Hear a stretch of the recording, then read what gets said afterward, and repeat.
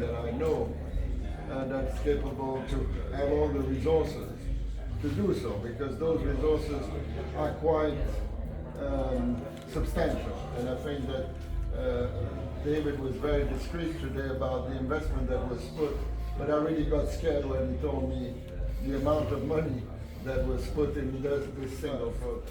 So we've got here the owner of the company, wonderful man. We talk on the phone about 3 or 4 times a week. We have a very close knit, and we've got the designer himself here that came all the way from Cambridge. And I think that, David, would it be a good idea you introduce the product and then we could have Q and Andy could have you want Andy to start? Absolutely, yeah. So yeah, welcome everyone. Thank you for coming. This is the debut of the dCS Varèse. So it's been over 5 years in development. Over 6, yeah. Not that Andy's counting. And really, it started as a blank sheet design. So it wasn't about developing a product, it wasn't trying to develop something for a certain market, it was really about challenging Andy and the team to advance the state of the art. So how could they improve on our DAC technology? Apex came out of this project, but the differential mono DACs that you see here that we'll talk about shortly, with a combination of many years of work and many years of test. And then it was, okay, we have this new DAC technology, let's build a user experience and a streaming platform around these DACs. And the other challenge we had was, if you have a left DAC and a right DAC, how do you keep them in perfect sync? So then Andy and the team had to develop a new clocking scheme. We've patented that, it's called Tonics. So it really is a radical redesign on our existing technologies and products. It's measurably and demonstrably superior to anything we've made before, and I think it's also much simpler to use.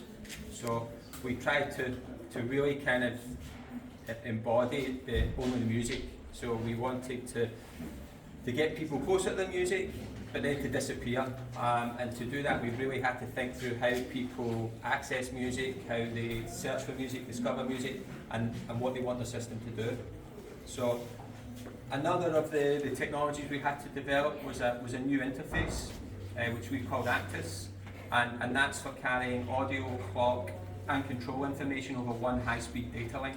So again, that makes setup and configuration much easier, but it also improves performance. So the 5 boxes are a network core, which does all of the I/O, mono DACs for your left and right channel, a master clock, and a user interface. Now this interface also has some audio processing and 2 services we can't talk about yet because it's in certification, and the Bluetooth receiver for the volume. So I don't know, James, do you want to talk a little bit about the technology that's in each of them? Yeah, absolutely, yeah. So maybe I'll start with the mono DAC, so the 2 in the middle here. So these really form the core of the Varése system in terms of the audio performance. It's first for dCS to run with mono DACs. We've also got a new DAC technology that we're using inside here, a new implementation of the ring DAC called the differential ring DAC. So where a current dCS DAC has 96 current sources that form the core of the ring DAC, and that they're split 48 for the left channel, 48 for the right, we have 96 per channel with the Varése mono DACs, and they're run in 2 rings, so 48 current sources generating the signal in the correct phase, 48 in anti-phase. That has some pretty huge implications for the linearity of the product, the draw it has on the power supply, it helps lower the residual noise from the product as well. And that's led to some, pretty significant increases in the measured performance of the system. So the spurious responses with the Varése system are 10 decibels down compared to a Vivaldi Apex. Residual noise is 5 decibels down, and then crosstalk's been completely eliminated because we've got that perfect separation between the left and right DACs. That needs to be supported by really a huge level of processing to allow these DACs to run at their best. We need to offload as much of the processing and the DSP for the system as we can do to the core. So this takes what we've done previously with external D to D converters to another level. So the core acts as the hub for the whole Varése system. The inputs of the system all connect to here, and it's where the oversampling process, the filtering stage, and optional DSD conversion is carried out. David mentioned that all of the units connect with the Actus interface. So this was born from really a need. There wasn't an interface that existed on the market that allowed us to do what we needed in terms of bandwidth, eliminating crosstalk between pins, making sure we had the right sort of shielding between the cores to send not only the amount of data we needed to between the units, but also to allow us to send those very delicate clock signals between the units to keep things synchronized correctly. So that's where the Actus interface was born from. He mentioned Tomix as well, a clocking technology. So one of the problems that hadn't until Varése been solved, which is quite unique to the high-end two-channel space, is that we needed perfect synchronization of the left and right DACs. And any of the solutions that existed on the market previously, they involved reconstructing a clock signal from something like an external time server, and that degraded performance. It introduces jitter into the system because you're not using high-quality clock circuitry inside of the DACs.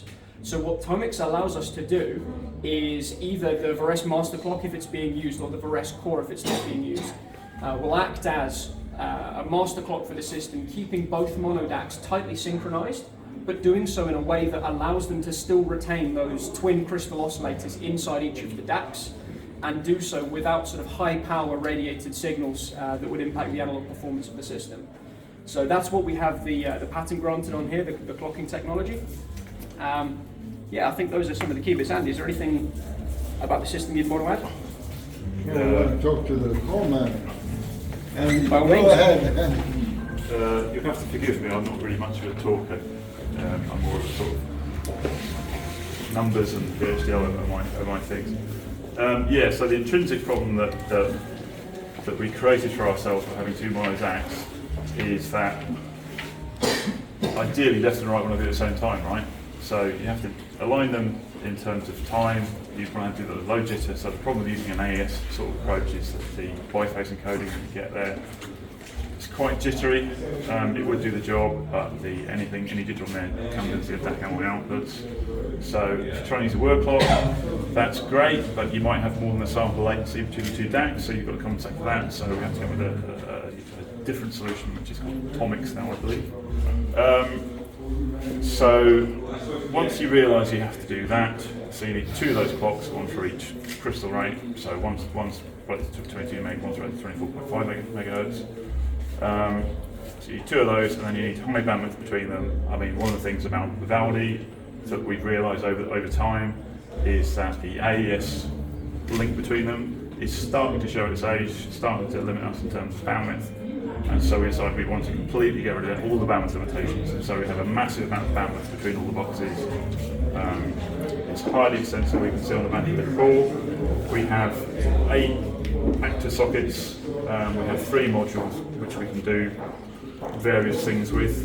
Yeah, just on that, so the idea behind Varése was to make it expandable, make it upgradable. So there are expansion modules that people can use. One of them will have regular AES inputs, word clock output, SPDIF output, so you can connect legacy sources or servers. We're looking at an HDMI module as well, and we have ideas and work in development for other modules. So that lets us expand the functionality of Varése as people's requirements change. Yeah, I mean the I/O sockets are we've steered away from the past because they're a bit of an EMC nightmare. But the approach that we've taken now using the flavor boards that using leaner is that EMC becomes much less of a problem if you use that particular topology. There's kind of an EMC sort of barrier to the rear panel and stuff. So it all works really, really well. It sounds really good. It is moderately expensive. Moderately. But this is what happens if you take a cost object. What can we do? What's the very best that we can do? Is you need to split things out. So I mean, other architectures that you'll see have things like separate power supplies and stuff. But each of these units has its own very nice power supply in it, which is unique for each product. So there is literally no no chance of any crosstalk between the two DACs because they've got separate power supplies, separate data links, separate everything. And so the other thing about the way the ring works is that because it's effectively sort of Class A, then actually having the differential stuff cancels out quite a lot of the kind of Class A effects you get. And so it's a really, really nifty solution to a problem, but it is technically quite challenging once you do go for that mono-DAC approach to make sure everything's in sync. Yeah, I mean, like we said at the beginning, this is over 5 years in development. You know, we've got a fantastic team on the software side, on the hardware side, on the design side, and it's been a continual development process to just keep pushing that technology. So it started out, didn't it? We have a DAC technology, how do we then create an interface, how do we then clock it, and it grows and it grows and it builds, and this is the culmination of it. So I don't think anyone else would have been maybe as crazy to invest that much for that long, but you know, like I said, we've got an amazing team, and this is what they can create when you give them time and freedom. So yeah, I believe Absolute Sounds have some UK events coming up really soon. Paul at HiFi News will be getting a system again soon. So we're delighted with it. I think, like I say, measurably it improves on everything we've ever done. Demonstrably it's superior, and it gives us so much flexibility and capability. So for us now, Andy won't admit it, but this is the exciting part, because real humans are going to start using it and asking for features and things to be added or changed. And our challenge now is, okay, not only bringing Varése to the world, but then that backwards compatibility and ensuring there's an upgrade path for existing dCS owners. So this is where the hard work starts for some of us, but yeah, we've got an amazing platform to build on for what I hope is the next 10-15 years. Yeah, I think it's worth saying as well, you know, that it's not just a DAC, you know, so it is, you know, a full streaming platform, and all that stuff again has been thought about very carefully.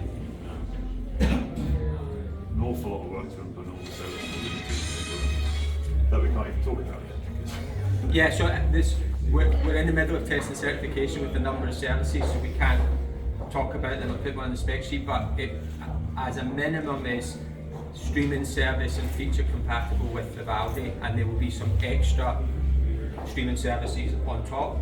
And there's also the Bluetooth remote. It will be a UPnP renderer in here, so there's a lot of extra functionality on top of what was our previous flagship. So as soon as we get those certifications, we'll announce them. But there is a press kit that we've sent to Absolute Sound, so if anyone needs that, we can get all of the data and all of the pricing information and inputs, outputs, functionality over to you. I can get the list from Paul and then. Yes, yeah. Does anyone have any questions?